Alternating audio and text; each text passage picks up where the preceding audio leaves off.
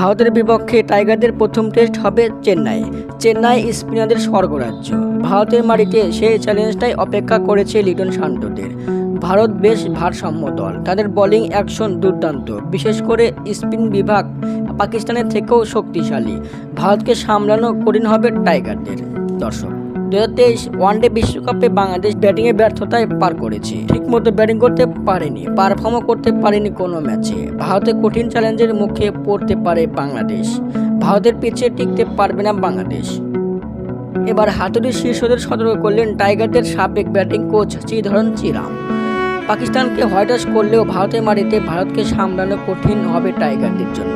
টাইগাররা বেশি ভুগতে পারেন ব্যাটিংয়ে। ভারতের স্পিন বোলিং আশ্বিনের দুর্দান্ত বোলিংয়ে বাংলাদেশের ব্যাটারদের ধস নামিয়ে দিতে পারে, এমনটাই মন্তব্য করেন বাংলাদেশের সাবেক coach Sreedharan Shriram.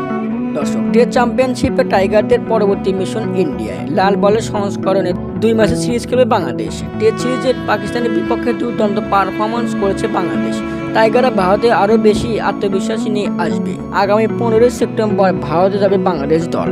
BD news, হৃদয় হাসান।